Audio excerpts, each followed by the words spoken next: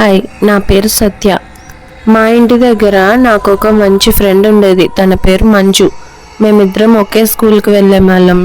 ఆడుకుంటూ ఎప్పటికో ఇంటికి వచ్చేవాళ్ళం. ఒకసారి ఏమైందంటే మా డాడీకి వేరే ప్లేస్కి అయితే తనని ట్రాన్స్ఫర్ చేశారు. ఆ వర్క్ ఒక 3 years వరకు ఉంటుంది.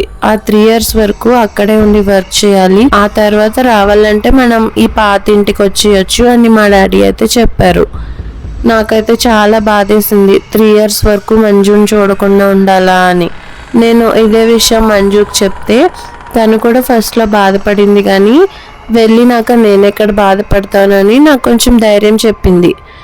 ఏమవుతుందిలే, 3 years కదా, తొందరగా వెళ్ళొచ్చేయి, మళ్ళీ వచ్చిన తర్వాత మనం ఎప్పటిలాగే ఉండొచ్చు అంటే వెళ్ళే ముందు రోజు మంజుకి కూడా బాయ్ చెప్పేసి మేమైతే ఊరు వెళ్ళిపోయాం. ఆ తర్వాత మా నాన్న వర్క్ 3 yearsకి అయిపోయింది. అయిపోయిన తర్వాత మేము మళ్ళీ మా ఊరికైతే మేము వచ్చేసినాక మా అమ్మ నాన్న ఏమో ఇంటికి వెళ్ళారు. నేనైతే ఇంటికి కూడా వెళ్ళకుండా మంజు వాళ్ళ ఇంటికైతే వెళ్ళిపోయాను. అక్కడ వెళ్ళేసరికి మంజు వాళ్ళ ఇల్లు ఎప్పటిలాగే ఉంది. ఇంకా కొంచెం షాక్ అయ్యే విషయం ఏంటంటే, నేను వెళ్ళిన రోజు మంజు ఎలా అయితే ఉందో ఇప్పుడు కూడా తను అలాగే ఉంది. ఏమీ చేంజ్ అవ్వలేదు.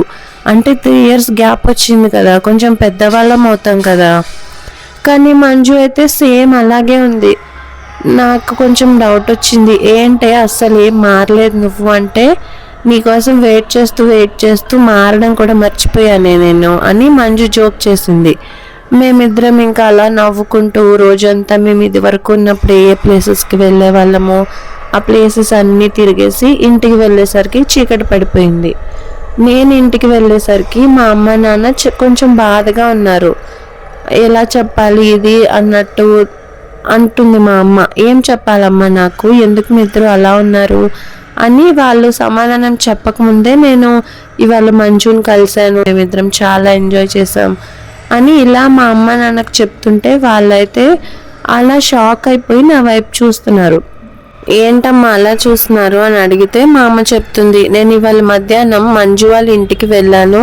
మనం వెళ్ళిన వారం రోజులకే మంజు వాళ్ళ ఇంటి ఎదురుగున్న బావిలో పడి చనిపోయిందని నాతో చెప్పింది. నువ్వేంటి మంజు చనిపోతే తనతో ఇవాళంతా ఆడుకున్నానని చెప్తున్నావని మా అమ్మ నన్ను అడిగింది. అందుకేనా నేను 3 సంవత్సరాల తర్వాత చూసినా కూడా తను ఆ రోజు ఎలా ఉందో ఇవాళ కూడా అలాగే ఉంది. అంటే నేను ఇవాళంతా టైం స్పెండ్ చేసింది మంజు ఆత్మతో అంటారా?